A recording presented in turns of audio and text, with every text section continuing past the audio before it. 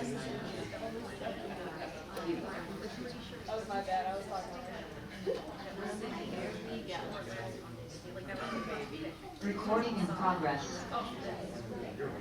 Good evening and welcome to the first official board meeting of 2025. Would you stand and join me in the Pledge of Allegiance? I pledge allegiance to the flag of the United States of America and to the republic for which it stands, one nation, under God, indivisible, with liberty and justice for all.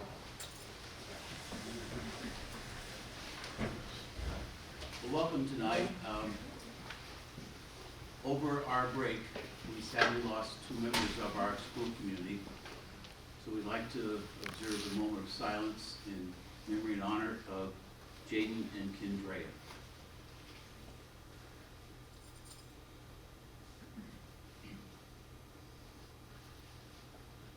Thank you. Do we have roll call? Yes, we do. Okay, thank you. Resolve the Board of Education approve the agenda for the January 13th, 2025 regular Board of Education meeting. So moved. Tom? Second. Don? Those in favor? Aye. Opposed? Motion carries. And our first and maybe most important order of business is our spotlight. So Joe? Thank you. We are Go ahead, excited. Christie. We're excited this evening to recognize students and staff as we typically do at the beginning of our Board of Education meetings. We're going to begin with recognizing two athletes, world champions in tap dancing, and so we're excited. We unfortunately weren't able to recognize them previously when we recognized at the beginning of December others, but that was because they were competing. So they have a good reason not to have been here back in December. So at this time I'd like to have Riley Mattoon and Alexa Mattoon come on up, and I'll tell you a little bit about why they're being recognized today by our board. These two Baldwinsville sisters, Riley, who's an 8th grader at Derby Junior High School, and Alexa, who's a 10th grader at Baker, are world champions. Riley and Alexa competed for Team USA in the IDO World Tap Dancing Championships in the Czech Republic in November. After 3 rounds of competition, the sisters and their team not only made it to the finals, but they landed on the top of the podium receiving the gold medal, and they are officially world champions.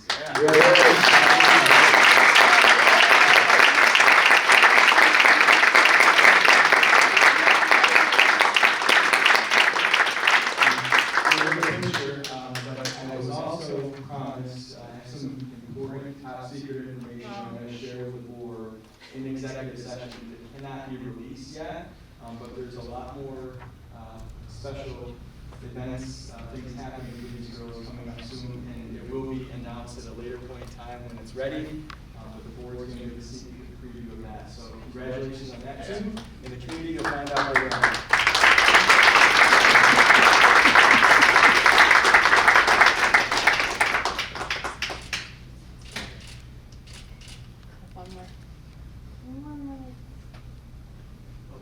Parents, if you want to take a picture, parents, come on up. You can come forward and get up close.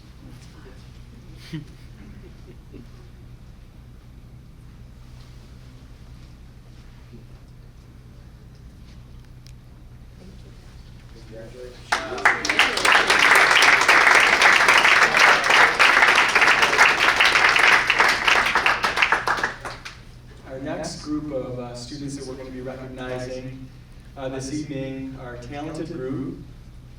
We have the C.W. Baker High School members that participate in our Baker News, and we are recognizing these students for countless hours of filming, producing, and editing 8 incredible videos that help to inform our public about the historic multi-year $242 million capital improvement project that was approved by voters last month. The 8 videos help community members learn more about the details of the project and hear from administrators, staff members, board members about how the project will positively impact our community and help us build our future. The videos, which are still featured on our website, are informative, they're entertaining, and they are extremely professionally done. I can tell you that having conversations with other superintendents around the region, having shared these videos, they are absolutely impressed. And when you think about what other schools do and having professional design companies come and do this work, to know that it was done by our students at Baker High School makes it so much more meaningful that we were able to have our students be a part of that process. And you think about the real world life experiences they're getting, it's only going to make them better when they go out into whatever is next for them in their life after high school. So thank you, students. We couldn't have done this without your assistance, and we just appreciate your hard work and dedication. So at this time, we'd like to recognize Alyssa White, Owen Johnson, Kate Johnson, come on up, Victoria Asacalo, Quinn Ross, Evan Beckwith, and Cameron Lopez Smith.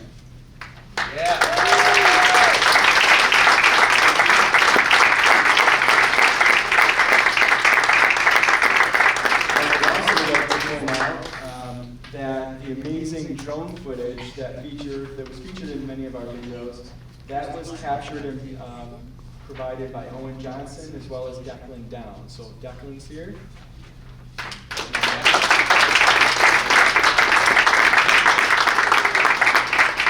And last but certainly not least, we'd also like to honor Leslie Cartier with a Certificate of Excellence for embracing this task and guiding her students to create videos that far exceeded our expectations.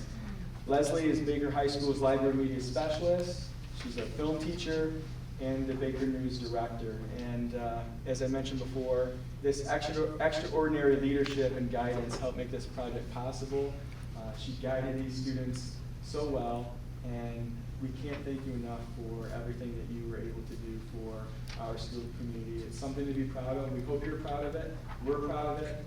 Go Bees. So congratulations.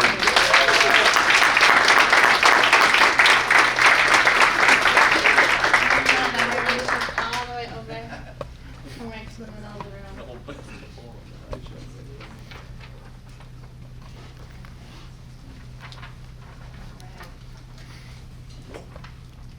Can we squeeze in just a little bit closer?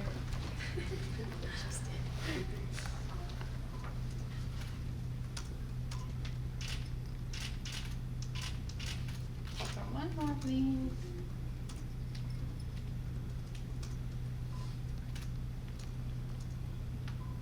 Thank you.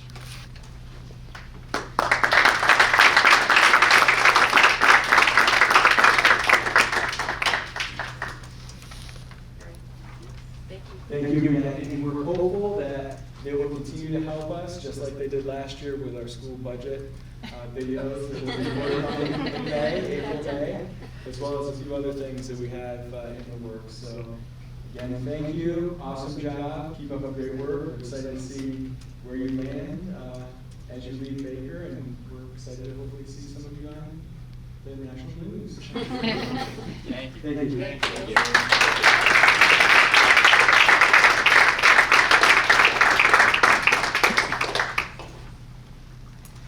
Our final recognition this evening, our staff spotlight, is certainly a personal, very personal for one family.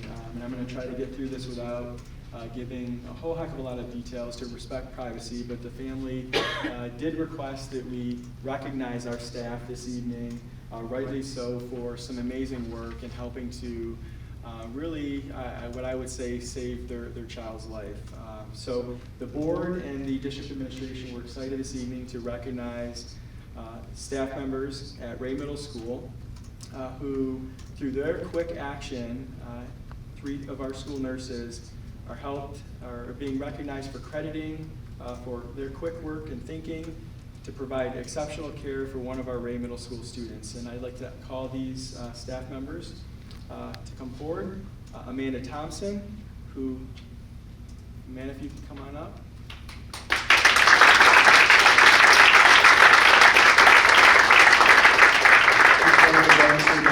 That was at Ray. Fortunately, she took a job recently at Upstate, but we won't hold that against her. No hard feelings. It was a good move for her, but we certainly miss her. We have Deborah Walker, who was in Ireland.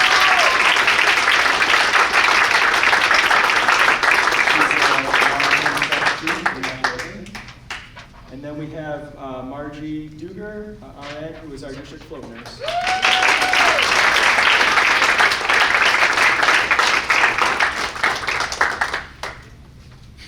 So we're happy on behalf of the family and the board to recognize these three individuals, as I mentioned before, for their quick action and credit in helping to provide support for a student.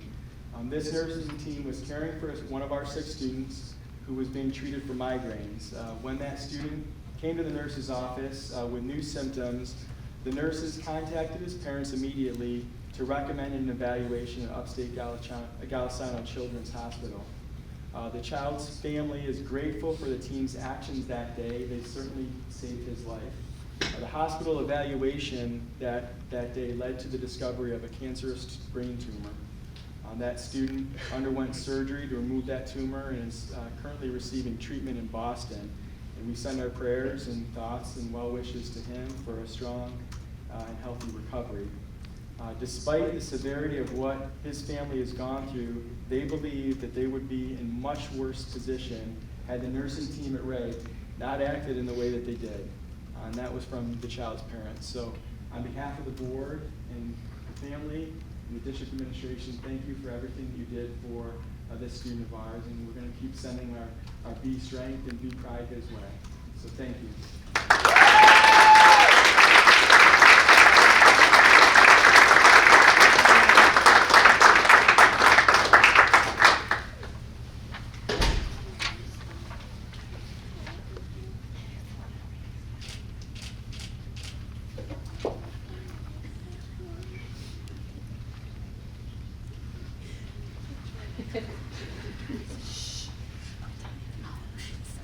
It's okay.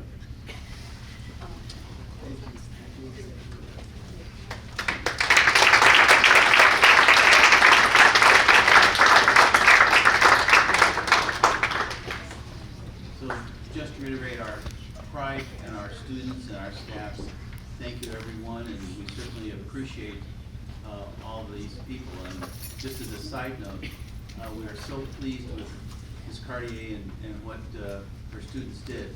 We are considering putting together a presentation for the school board's convention next year, or later this year, I guess I should say now. So we will now start the regular business meeting. So the fun part's over, so you may be excused unless you want to hear a little more about budgets and curriculum and stuff like that. Thank you so much for joining us. Appreciate it. I guess correspondence and board activities. Right? Of course, we've already talked about the vote, which was a great,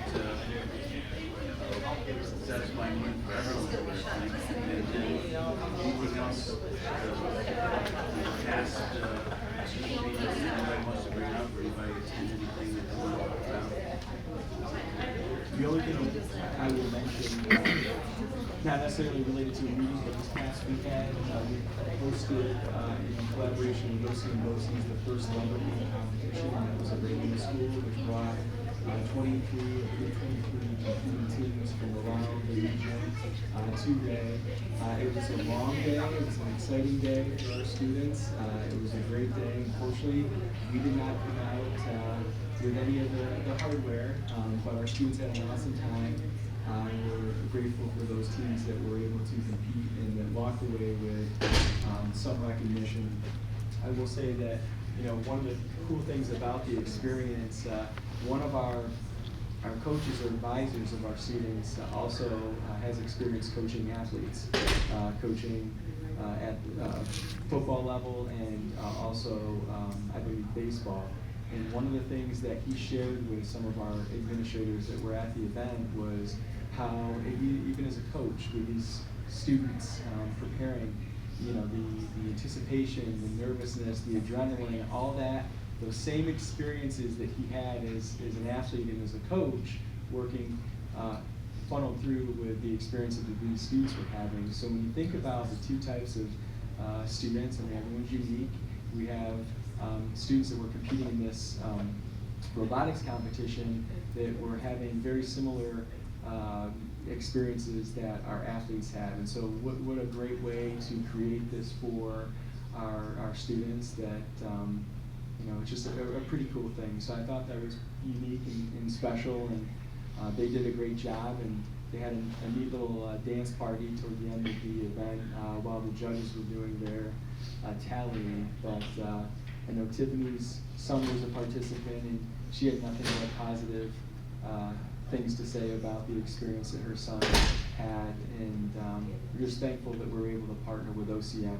We did offer to host it again next year if they're willing to do that. They'd like to try to rotate around the region, but we said, you know what, maybe 2 years hosting it will give them an opportunity to work out some additional kinks, because it can always get enhanced and improved, and we walked away with some feedback that they'll take moving forward. So it was a great event, and we're just happy to be a part of it.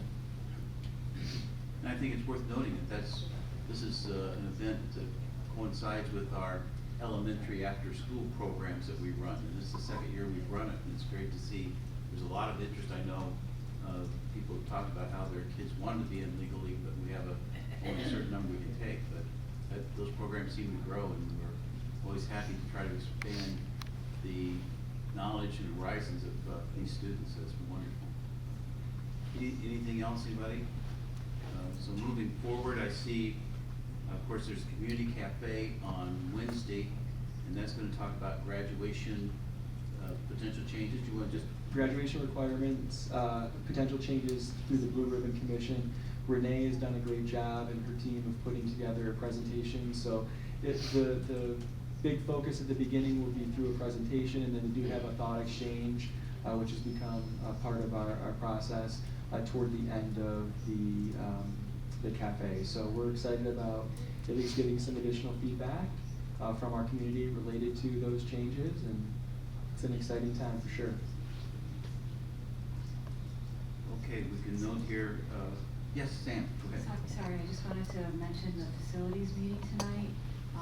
There's an extensive update on the website with the agenda, with the current projects and the upcoming projects that are our new capital project that was just passed. So I urge you to take a look at it and look at all the updates. Yeah. No, thank you for that. That was a good meeting, and it's exciting that we have been able to secure some approvals to move ahead with some of the construction that's been approved by our community. So thank you for that. So the community cafe is graduation, no school next Monday in honor of Martin Luther King Day. And probably I should stop there because that might have been part of Evie's report, I don't know. But anything else anybody want to mention about events they've attended or future? Okay, then Evie, you have the floor. Thank you. So first off, we're going to start with sports, winter sports. So this Wednesday, there's a boys varsity wrestling match. And if they win this one, they win the league. So that one's really exciting. You can probably just count the win already. But we have a lot of record breaking. So a senior, Nick Pompo, broke his own school record on January 3rd for diving. Cam Barton broke 2 records, one for indoor, the 800 meter at Utica, and the second one was the 1000 meter, and it was December 28th and January 3rd as well. And lastly, Dramatic Greenbush broke the shot put record, breaking the record, the first one to break the record since 2007. So that's very exciting. I didn't realize we had so many record breakers. Next we have the BTAP March musical rehearsal started for Hades. Tickets go on sale. I'm not sure for how much. I'll find out. Free. Yeah, it should be on Great. Okay. Teachers and members of the building leadership team, they're going to Derby tomorrow to kind of oversee and ask questions about B time, support time, link, whatever it is that you know it as. It's just like a little extra study hall for students to get help in different areas that they might need, so that the administration and other teachers could have comments about what it would be like at Baker if they were to implement it. They're thinking about implementing it at the beginning of next school year. Not sure yet. This is why they're going tomorrow. January Regencies started being prepared last week, and it's going good. I mean, on the teacher part. Students are not excited, but you know, it has to be done. Stewart Bioliteracy presentations. they started today and they go till Wednesday. Those are great. I've heard only good things from the students who have already done it, saying that all the administration is really nice and that they're asking good questions and no one seems to have any catastrophic failures so far. The honors music program has 2 upcoming concerts. One is instrumental, one is vocal. And next month there's a mix of bands between West Hill and Beeville. Those 2 bands are going to have a mix and have performances. The first semester is ending. That's exciting because now we get new electives and schedules get to switch around. So we're really excited for that. And most of the midterms are complete. Within the next couple of weeks, all of them will be complete. Okay, KBR has been a little bit of an issue because we don't have enough parents on the PTSA. However, the senior class, especially the senior class council members, have been trying to gather parents, and especially for the junior and sophomore parents, so that they can help be involved with their senior year. So that's exciting. And lastly, there's been some talk about lanyard IDs, and further discussion between student and administration has been underway. Thank you. Thank you very much. And when it comes to KBR fundraising, please remember and come and ask the board for some financial support, okay? Oh, really?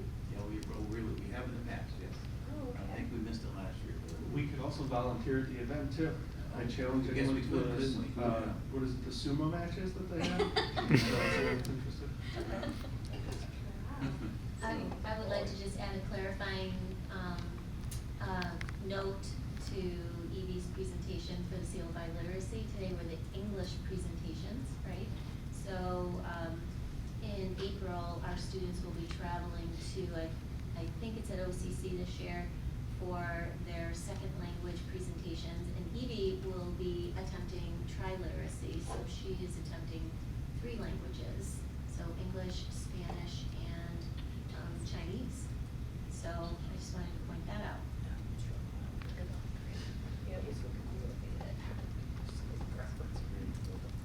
Thank you for that. So next on the agenda is our opportunity for public speaking, and I don't think we might have any requests tonight. We're just happy to hear from the public. Do we have any requests to speak? No, we do not. Okay, thank you. Okay, moving into the consent agenda, resolve the Board of Education approve the consent agenda for some to be attached. Sam? Tom? Okay, we have a rather lengthy one tonight, and I don't know if there's any thoughts or questions, any discussion here. I will note that you see the varsity softball going to Pigeon Forge, which is the home of Dollywood also, right? Or close by.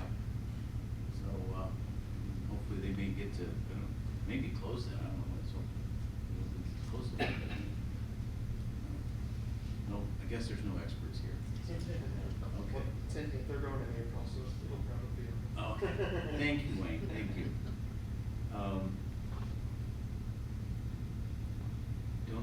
Anything, I think all these have been discussed, so I don't expect any thoughts. Okay, well, no further questions or discussion, I guess we'll move to vote. Those in favor? Aye. Those opposed? Motion carries.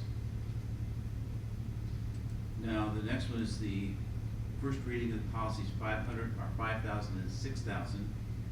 And these are reviewed, updated, and this is the first reading, so I guess we're open for any questions or discussions on these, but these would be on the next agenda, is that correct? Yes, the February 3rd agenda for approval.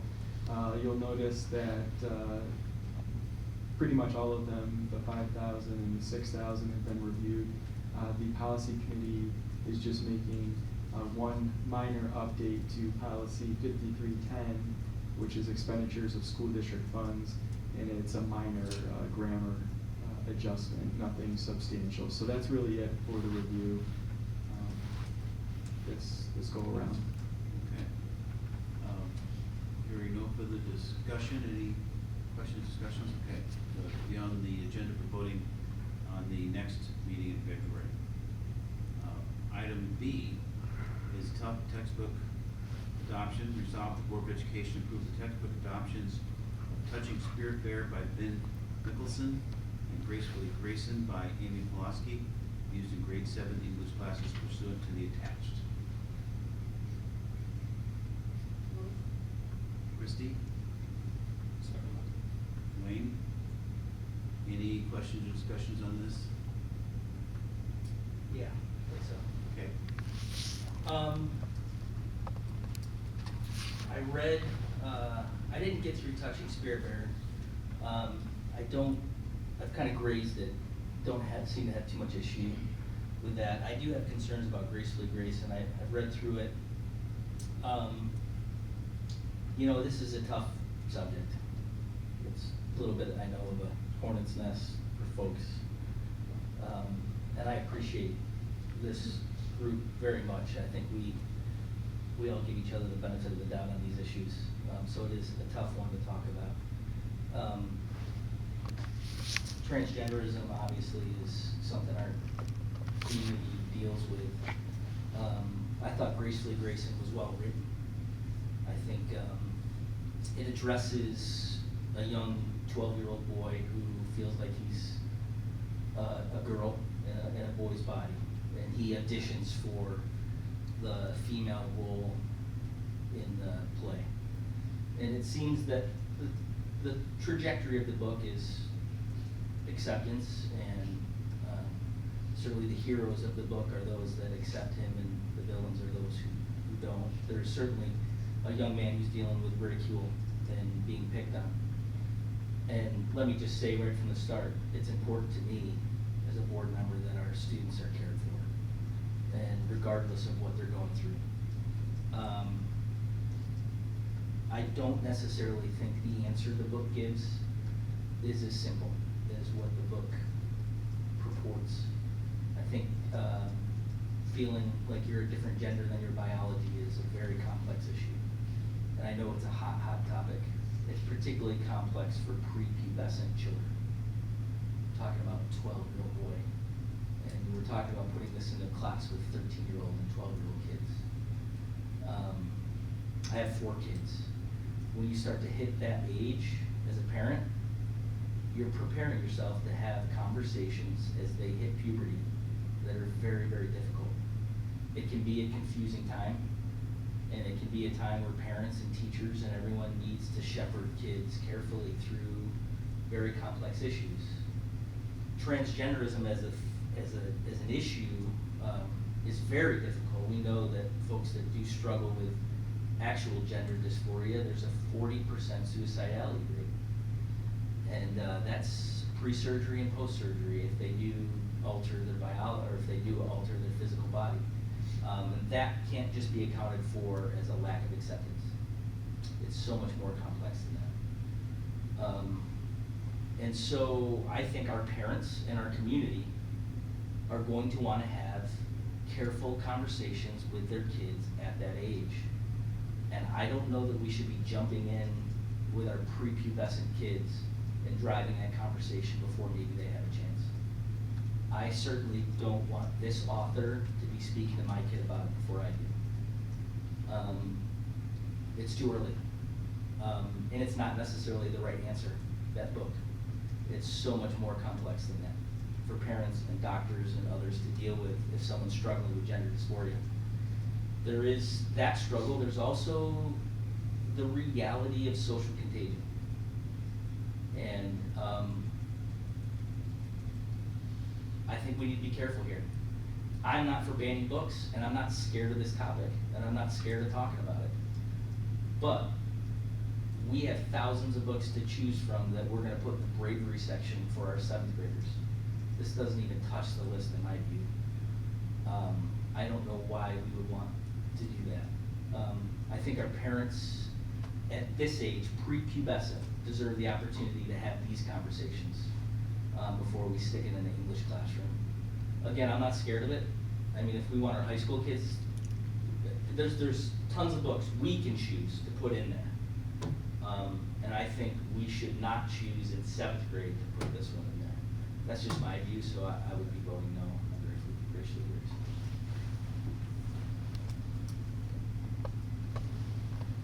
Other thoughts, discussion?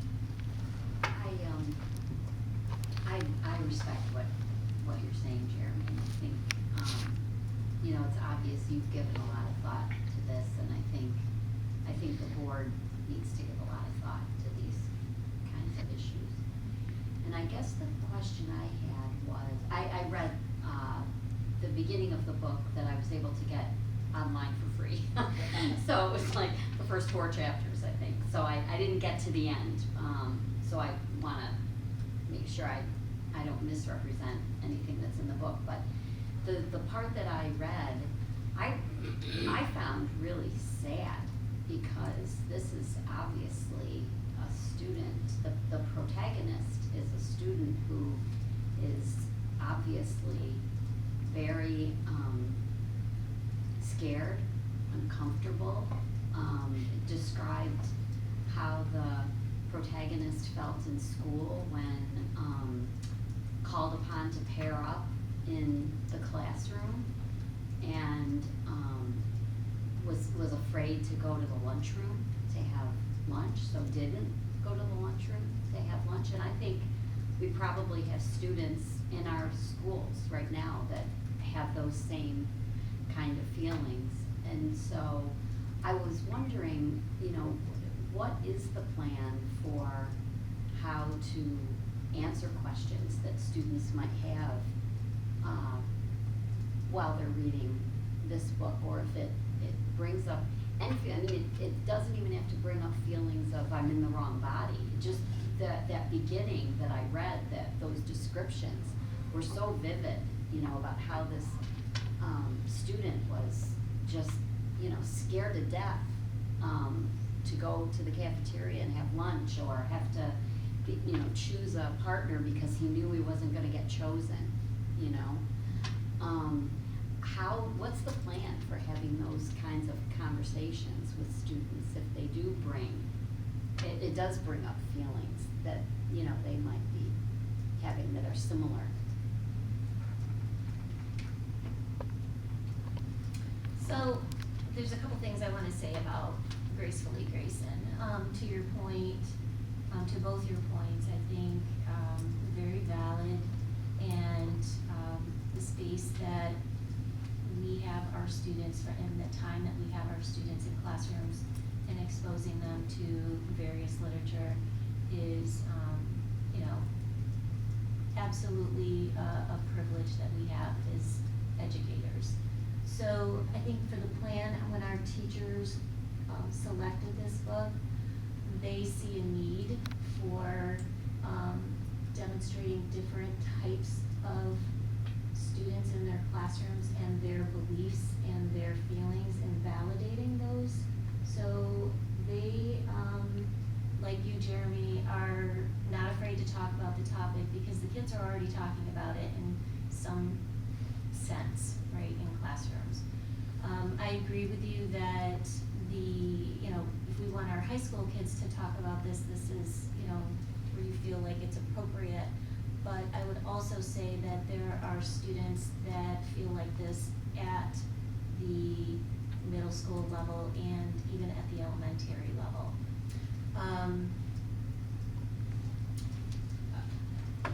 I saved this. You all received this at one point. This was the November edition of the School Boards Association. The national brief was 3.3% of our American high school students identify as transgender, according to the CDC. And you pointed out too this idea of the bullying and the high suicide rates, which are equally echoed in this brief. And having our students who feel different see themselves in a book in a way where the character is struggling but perseveres and knows that there are people that love them regardless of their differences. I think is so powerful that I would hate to see a student who is potentially in a similar situation have to wait until they're high school age or maybe never experiencing that text in a way where it's dealt with respect and in a safe space where a teacher can support and talk about those things with students as needed. I will say, and this is a completely different topic, but I felt very different as a child in elementary school because of my red hair. I was constantly picked on. It wasn't called ginger back then, we were called carrot tops. Okay, many years ago. I struggled mightily because there were no, the books that I had access to, the children were white and blonde hair.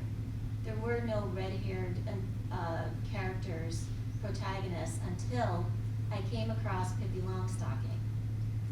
And when I read Pippi Longstocking for the first time, I felt seen. I felt like, oh my gosh, this is somebody like me, right? And then I progressed on to Nancy Drew, who felt, then I felt like, oh my gosh, here's a girl who has red hair who's smart, and she drives her life. And that was so powerful to me as a young child. And again, I would say it's a very different topic, but I felt different. And kids will tell you when you're different. And so those parts for me were extremely powerful as a child when I found books that made me see myself in a way that was powerful and positive. And that's what I see for Gracefully Grayson. It's as milquetoast as you want to get when we're talking about transgender. It doesn't say the word transgender in the book. It doesn't say the word sex. It doesn't talk about confusion with gender identity. It's really about a child who feels like they were born into the wrong body, and how do I deal with that? This is a choice book for students. Parents, every choice unit, parents have the opportunity to read what the book is about. Parents have the opportunity to say, no, my child will not read that book. So the children who are choosing to read this have their parents' consent, and I believe it's important for us to provide those opportunities to families that choose to have that, want their children to have that exposure, to see what potentially to live, say, oh, this is a character, maybe that's a character not like me, but maybe this is what they're experiencing, and this is how I can see and read into this character's mind through the actions that they're taking in the book. So I'm not sure if I directly answered your question, but I think our teachers are prepared to have those conversations. We do have supports in our buildings, in all of our buildings, with our social workers, our school psychs, so that as issues do arise in the classroom, if this book is to be approved, then those would be the things that we absolutely would be addressing. The choice units don't happen until the spring. And by that time, our teachers are very well aware of who's in their classroom and what these kids are dealing with, right? And so the anticipation of if this were a choice book, and we know we have a student who is questioning, then we would be prepared to maybe address some of those issues that a student might have reading this book. So I think we don't have a book like this, and I would say that we're ready to move in this direction, and I applaud our teachers for taking the step, because it's not easy to put themselves out to the board in this manner, when they're, you know, they're trying to address the needs of the students in their classrooms. I think it's important to, sorry to interrupt. Is folks like this too are also to foster empathy and understanding, not just if I feel this way and this is, you know what I mean, it's to get other people's perspectives and try to feel what they're going through. I mean, we read history books, we read, you know, the Diary of Anne Frank and all these other kind of books, just to get their perspective on what they're going through. Not because that's hopefully anything we're ever gonna go through, but to understand, you know, how they were feeling and to kind of, I don't know, I guess reflect on those situations. So it doesn't even necessarily have to be that you feel that way, it's just to try to understand other people. Yeah, I just want to say, everybody, I think just about everybody has said we've got to sort of not be, you know, coy about this topic. And this is a school district, and these are the issues that are in it, and we've got to be able to talk about these things if we can. So Renee and I and Joe, we've been having great conversations for hours. I apologize again for that. About things related to policy committee, kind of a parallel track. Talking about some policies that are coming up. And we've been talking about, you know, moral education and you know, what is civility and all of these things. You know, kind of how students relate to each other in schools, and how teachers relate to students and to each other and administrators, and you know, just great, awesome conversations. And those are really, really necessary conversations. And the reason I say that is because we all lived through the past 5 years, right? And whether we were on a board somewhere or we weren't, whether we have kids in schools or we don't, this stuff was all over the news, and it can be very, very polarizing. And I love the fact that we're here tonight and it's not that. And I think that that's absolutely essential for this reason. There are a lot of people on every side of this who, for the past 5 years, have been hurt badly. And there hasn't been a continuation of those conversations in a way that allows people to start to sort of recover and heal and feel better about these things. Feel like it's safe to have a conversation. You know, I mean, we all heard this stuff on the radio and on the news, you know, people not getting families together for Thanksgiving or for Christmas because of elections and issues and all that stuff. That's just, I'm gonna say it out loud, that's just wrong. I mean, we need to be able to look each other in the eye and trust each other and be able to offer an opinion and say things that might be unpopular and know that we're gonna walk away still friends, still liking each other, still respecting each other. That's huge, because I think, honestly, the whole, I'm not much into hyperbole, I think the whole country just kind of needs a breather from this stuff and needs to just heal up a little bit and sort of come back to center and get normal about this stuff again. It's conversations. And we're gonna keep talking about this stuff. On this particular one, I read the Grayson book. I didn't read the Spirit there book. For me, I think, and again, you know, a lot of this in my brain is kind of on a parallel track with some of the committee, the policy proposals. But for me, as a dad, I think 7th grade is probably too early for this, because it is something that I think Jeremy made a good point. This is kind of, you know, with my girls, that was when these things started to become, you know, part of it entered their consciousness, right? And so my wife and I had to have answers for these types of things. We had to have discussions. And the discussions that we had weren't necessarily designed to produce any particular outcome. And to me, that part of the nuance of the Grayson book is that it really does, at least in my read, it really does sort of suggest what you might term proper outcomes. And I'm not sure that that's necessarily fair to a 7th grade reader. I think a high school reader would be much more able to analyze and dissect and, you know, either assimilate or reject. I think seventh grade is a little bit young. I'd be much more comfortable with this in a library than I would on a reading listening class.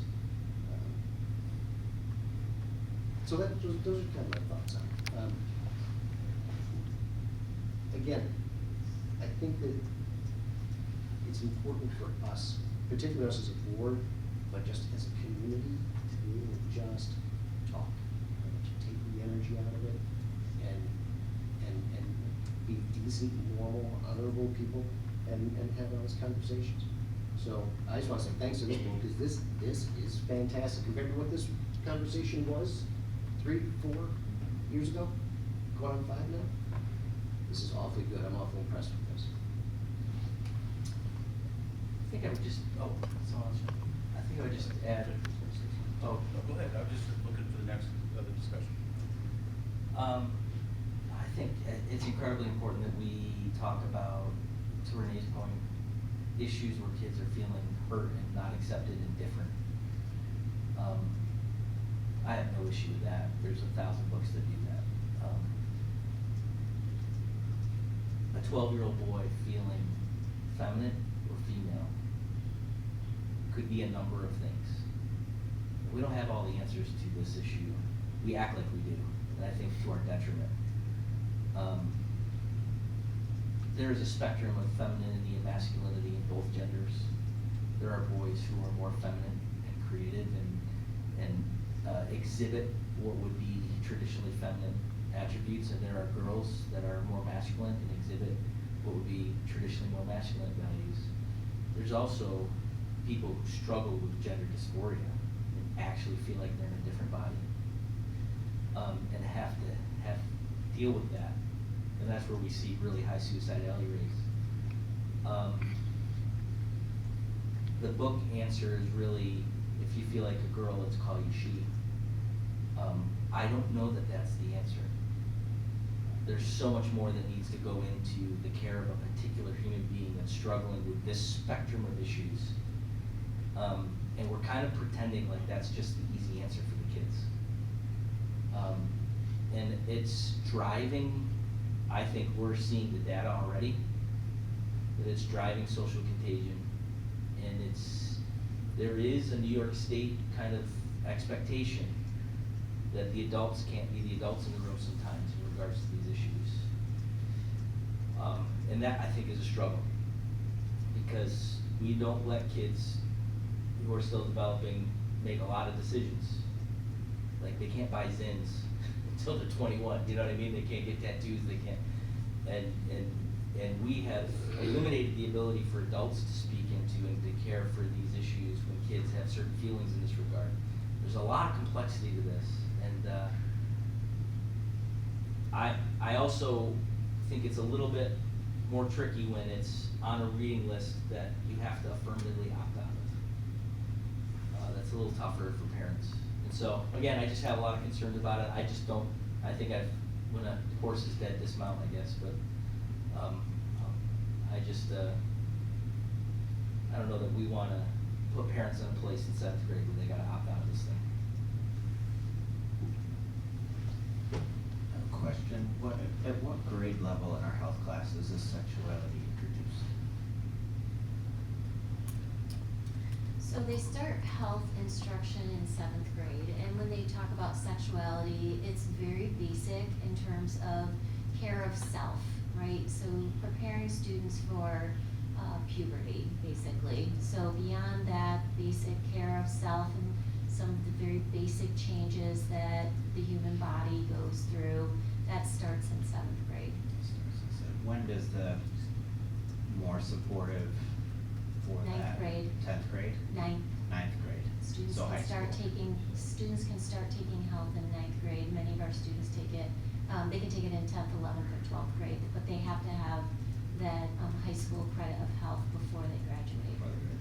Okay, for me, I first want to applaud everybody, respect the hell out of everybody here, to have the conversation. I love it. This is great. This is good. We don't always have to agree 100% of the time. And I think that's healthy with everything in life, because nothing is ever 100% of the time. So, totally respect everybody, love the conversation. My question was related to that, because I think of when we talk about the expression pre-puberty, post-puberty, the support within the staff, or the support from teachers, support from the district, as students are struggling with an unlimited list of things we haven't even come up with yet or identified, that some are. I look at where in the current curriculum is that conversation starting or being supported or even explored. You know, I'm not an English teacher. I don't know when the best right texts, topics, so I look at, you know, if we're talking about a topic, an expression of feeling, when does that support? So the 9th grade high school is, kind of seems when this topic really is addressed in an academic setting. I don't know, that's why I'm asking. I would say that they, you know, when they get to the high school level, and you've taken health class before, right? So, maybe you could speak to the topic. I'm not sure how much the curriculum is really focused on, you know, differences in gender, or you know, but I think it's, you know, a basic, here's the topic and here's what the research says or the literature says, but it's not a major part of the curriculum. Great, thank you. Evie? I took health in, obviously at Ray. I took my first class. I took it 10th grade at Baker, and it wasn't as much sexual orientation as it was just making the right decisions and how to protect yourself as a person that was assigned a sex. It wasn't about feelings. It was very scientific, very much, this is what you are, this is what's happening, and this is how you can get help in this way, or how you might make your decisions in the future. With that said, I just did a Seal Up by Literacy presentation about imaginary friends, and it's kind of parallel to this because neuroplasticity is the way you perceive things and how that might enhance your maturity and make synaptic connections, which is why children are so successful in developing themselves, because those of which who are allowed to spread their creativity and have the imagination with no bias, because this way they can create scenarios and they can create solutions themselves and experiment this way without having outside information telling them what they already should be thinking and feeling. Like, for example, if you have a cough and you look it up on Google, it's automatically going to tell you that you're dying. Like, you look up anything and you go to call 911, like, you're going to die. But instead of maybe having that voice at you, that one direction, it'd be best to go and talk to someone. Kind of like what Mr. Kelly was saying in terms of not exactly knowing how you feel or what might be causing that, and jumping to a certain conclusion might be more detrimental to the individual's self-confidence than if they explored it a little bit further on their own and talked to their parents or a trusted individual.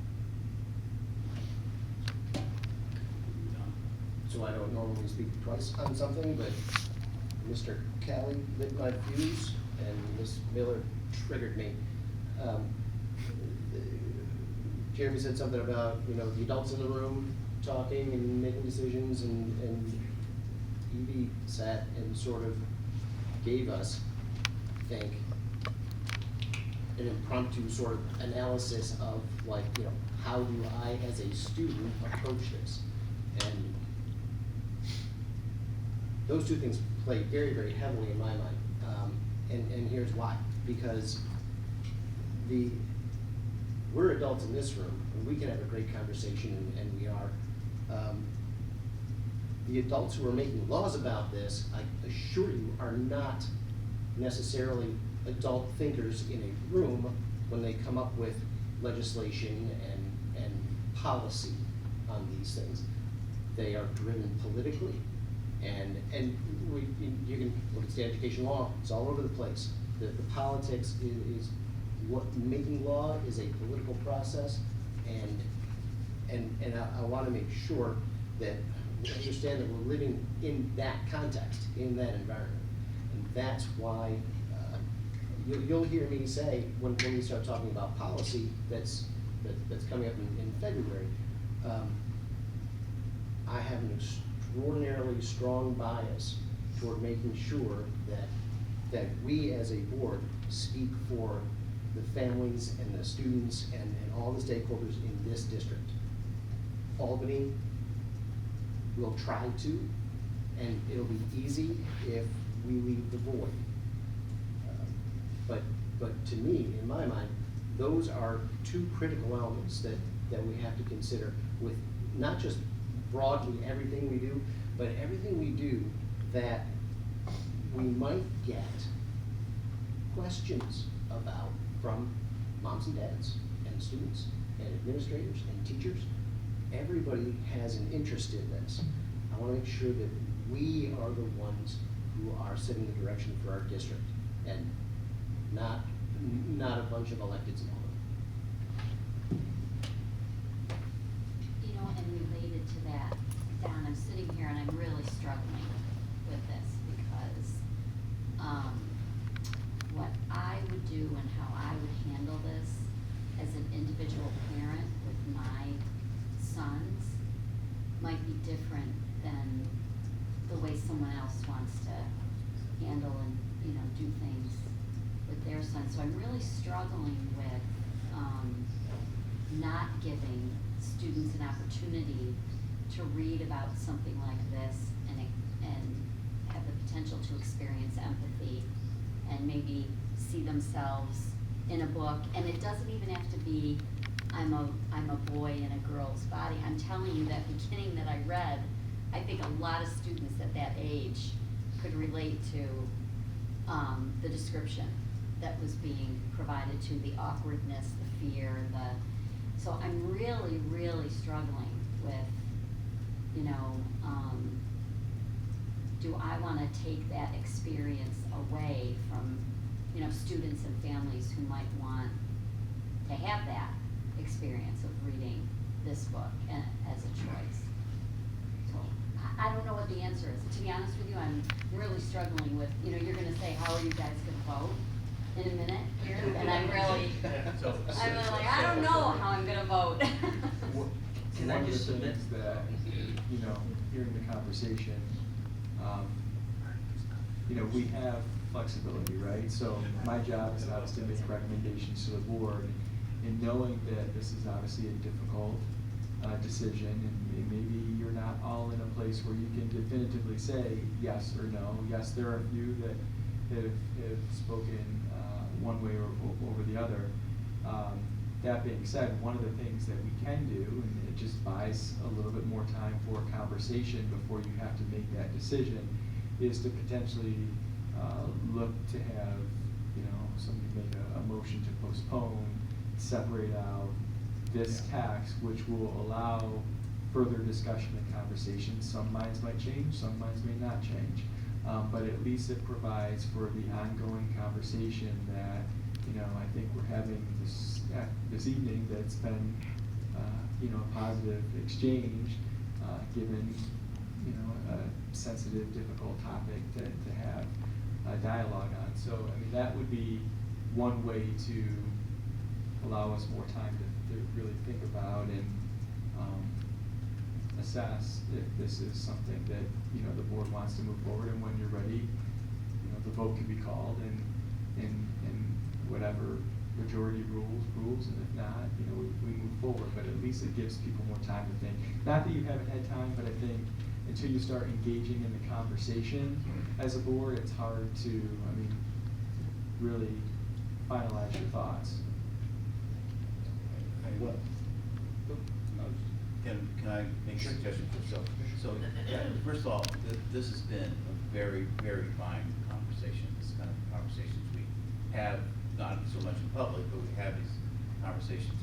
So what I would suggest, just as Joe is saying, that we're not really prepared to act on part of this motion. So I would entertain a motion to table Gracefully Grayson at this point. It would just be a postpone, not table, I'm because sorry, table, we have to postpone vote on Gracefully Grayson. Okay, so that answers my parliamentary question. So we'll just see if there's a second. I'd like to propose a motion that we postpone discussion of Grayson vote. And Well, you want to postpone voting on it, is what you want to do. You want to postpone approval at this time. so I guess I'm postponing the vote so that further discussion is possible. It sounded like Vic made that motion, are you Oh, seconding? Well, I'm not sure as a chair I could make a motion. Yeah. I can move, but yeah, that's why. do you want to make a motion? Second? I'll second. Okay. So, motion's on the floor. Is there any discussion on the motion to postpone voting on Gracefully Grayson? Now we'll proceed. I know I would appreciate, the opportunity, because I think, as you said, I think having the conversation has certainly made me think about some different things and different points of view, and so, yes, I think I would support that. Okay, so all in favor of moving to postpone that vote of Gracefully Grayson, please say aye. Aye. Opposed? Okay, okay, that motion is carried. Now we're gonna go back to the original motion restated that we approve the textbook adoption of Touching Spirit Bear by Ben Nicholson, used by seventh grade English. Is there any further discussion on that motion? We will proceed to vote. All in favor? Oh, go ahead. Go ahead, discussion. I would just, ask the board to think about why they would approve this book, Touching Spirit Bear. When some of the topics in this book can be equally as maybe troubling to some families, when you're talking about a male 15-year-old student who beats up a peer to the point where that peer has brain damage. And then what is the resulting situation that this character has to go through for reconciliation, right? And to ask yourselves, why are we okay with that topic, but not okay with a topic such as Gracefully Grayson has been discussed? So I would say that I think that's just part of the conversation too. Is it because this fits the typical, aggressive boy, but he finds, in the end, the ability to forgive himself and his abusive parents and the damage that he has caused another individual, right? So, of course, this is the type of book that our boys love to read. They love this kind of thing, and that's one of the reasons why it was selected, because it's going to pull in our non-readers who tend to be boys, right? And get them excited about reading. The topics are just as, I think could be controversial for some people because of that one violent episode, if you want to call it violent, but I would say it is. And just ask yourselves, why is that okay to put in the hands of our children, right? Versus Gracefully Grayson. I'm not trying to say don't vote on this, but I'm just asking yourselves to think about that as well. So, I think that's an easy one for me. I just, there's nothing graphic in Gracefully Grayson at all. There's nothing overtly sexual either. I think you affirm that, and that's true. The response to being beat up and dealing with forgiveness and the violence of that, I think the answer for that is pretty universal, and I think the book contends for that. The answer that a 12-year-old who feels like a girl should be called she and potentially treated like a girl at 12, prepubescent, that's not universally accepted as the right answer. there's so much more complexity to what needs to be known and what needs to happen with a 12-year-old who's struggling with those feelings than just affirmation. That's the big difference for me. We're creating a narrative that this issue in terms of gender identity is just, if you feel that way, awesome. It's not necessarily awesome. It's so much more difficult than that. And apart from parents and teachers and doctors addressing that issue for a 12-year-old, acceptance is not the only issue. Acceptance is a great issue that we should talk about in so many different contexts. But in this one of gender identity and biological gender, it's way more complex than that. So I don't necessarily think Gracefully Grayson gives the universal right answer. I think it's Spirit Bearer being beat up and forgetting and something like that is a little bit different. That's why. It has nothing to do with the violence or the graphic nature of it. And just to, I know your question was a little bit rhetorical, but I'll respond to it some. The reason that I proposed and voted in favor of postponing the Grayson vote is because I think the discussion, the practice of having the discussion is important. I think we need to like get good at having these discussions again. And I think it's particularly difficult with some of the gender issues, given our experience for the last several years. I think that's not necessarily the same case with violence, with bullying, with assault, and worse. I think that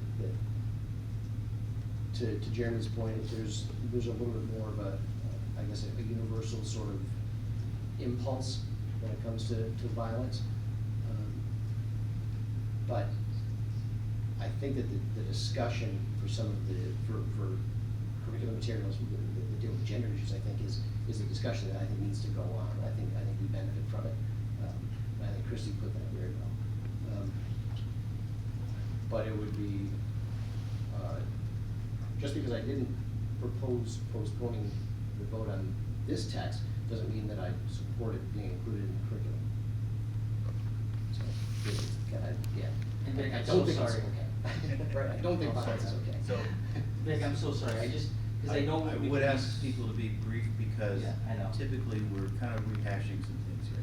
No, I know, and I the only reason I'm being super careful is there's a lot of propensity to be misunderstood here, and so I just want to be very careful and clarify. And I'm not saying that the answer is wrong either. What I'm saying is that I don't necessarily want the 7th grade English teachers framing this for 12 and 13-year-olds when parents really need to carefully frame this for their kids. And that's, I'm not saying what I think the answer should be, I'm just saying it's not as simple as the book puts it, and it's a topic that parents, I just want to be careful, because I know there's a propensity to be misunderstood. Okay, well, thank you, everyone. So we do have a motion on the table. That motion, or we have a motion on the floor. That motion is to approve touching Spirit Bearer. And I think we got to move to a vote now. All in favor? Aye. Those opposed? Okay, that motion does carry. Okay, so we will return to the other book in the near future. Thank you. Now, C, resolve Board of Education approve the resolution to authorize the Risk Operations Center to enter into data privacy agreements pursuant to the attached. Wayne, was that Wayne? Thank you. Luke, thank you. And let's talk about the RIC. Is that just a software? So that's the Regional Information Center. There's 12 regional information centers around the state. And this specific RIC will be handling these for the other RICs in the OC and BOCES. And so what they've done is they've worked in partnership with the New York State Education Department to develop a new centralized and standard structure to support districts in assessing the data privacy agreements or DPAs. And so that's what we would be doing with this resolution is basically becoming a part of that process. They will handle that, to be quite honest with you, in talking with RJ to make sure that we're aligned with the Family Education Rights and Privacy Act, FERPA, and the New York State Education Law, Section 2D, Ed Law 2D. this makes the most sense. So Okay. we really need to do this in order to help with the efficiency of making sure that everything is appropriate. Obviously, data privacy is important to everyone, and we want to make sure that we have the right structures and systems in place to ensure that we're in compliance. So that's why we brought this forward to the board. Okay. I have one question, just to clarify. So this movement to this centralized would better align us with the current state data privacy laws, as well as decrease liability to the district, so that not only are we maintaining compliance, but this should hopefully reduce some of our risk for privacy data breaches, correct? Yep, I would say that 100%, yes. Thank you. Okay, any other discussion? Moving to a vote, those in favor? Aye. Opposed? Motion carries. D, resolve the Board of Education approve the Baldwinsville Central School District single audit, extra class audit, and corrective action for year ended June 30th, 2024, pursuant to the attached. Don? Luke? And if I'm correct, the only real corrective action to come out of this was to be careful about gift cards, and if there are gift cards, know where they went, and profit and loss statements, which I think is, for these type of accounts, that's pretty good if you come out with a couple of extra things. Yeah, I was just gonna emphasize, yes, this is extra class, so this is all of our student groups. You know, the district or the board is not purchasing gift cards or anything of that nature for individuals, so. No gift cards have been given to the No. Board of Education. Or vice versa. So this is really about the student-run groups and how they're utilizing the systems and structures that have been in place. So overall, I think it's a pretty good audit, and you know, we do training every year. Tiffany and her team work with the advisors, and as you would expect, with there being changeover in student leadership, it requires us to do that on a regular basis. So nothing is a surprise here, and we think that you know, with the additional training, you know, we'll be advising students what they need to do in the right way. Okay, great. Questions, discussion? Those in favor? Aye. Opposed? Motion carries. Item E, resolve the Board of Baldwinsville Central School District credit cards be authorized as amended below for the 2024-2025 school year as listed. I'm sorry, Wayne? Second. Christie?